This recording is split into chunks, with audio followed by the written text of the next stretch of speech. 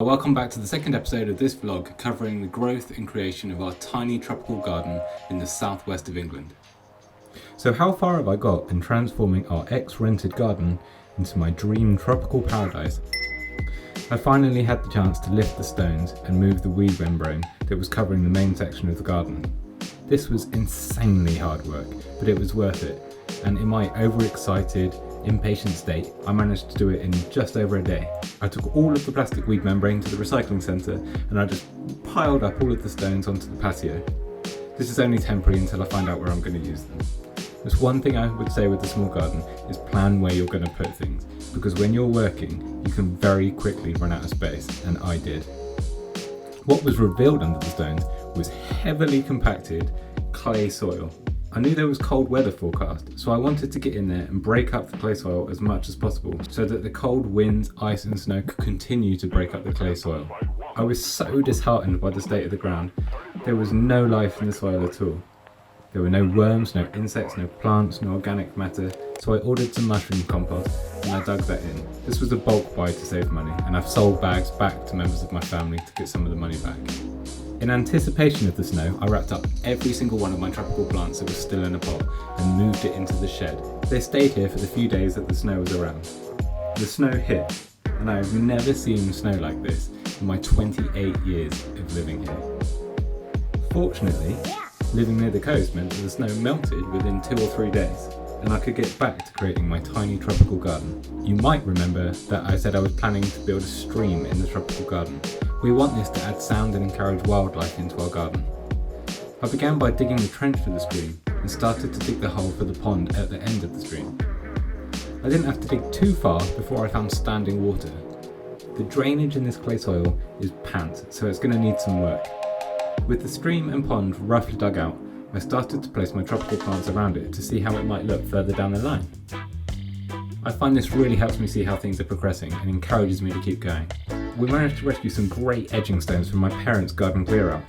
Finding treasures like this is really going to help me keep to the budget. When I thought I was finally starting to achieve a tropical vibe in the garden, it started snowing again. I moved every one of the tropical plants back into the shed and wrapped them up warm. Everything except the bamboos. Their labels promised me that they are hardy to -15.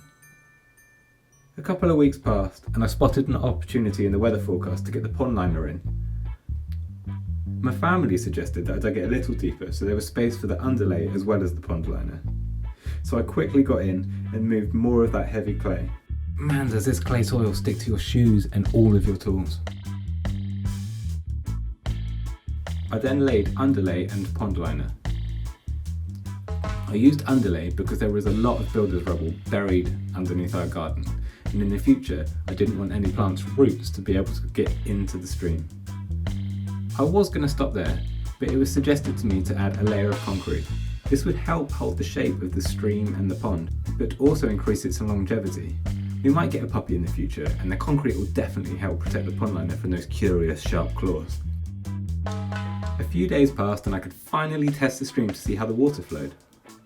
It was perfect. Quite impatiently, I buried the water pipe and started reusing some of those old pebbles that I dug up to dress the stream and make it look more natural. I installed the new pump and everything was good to go. Or so I thought. There was a leak. The water level kept dropping. So I dug up the pipe that I'd already buried and I went over to the pump to turn it on to see if there was a hole in the pipe. The pump wasn't working. I returned to this pump, got a full refund, and with faith ordered a second one as they got 5 stars on Amazon. The second pump is working perfectly, and I've now buried the pipe again, but this time inside of a hard outer case with a bit of drain pipe. Everything so far is going well. Over the next week, I'll be planting at the stream, moving some pebbles back around it, and hopefully laying some turf. Subscribe to keep updated, and comment if you've got any advice on things I could do going forward.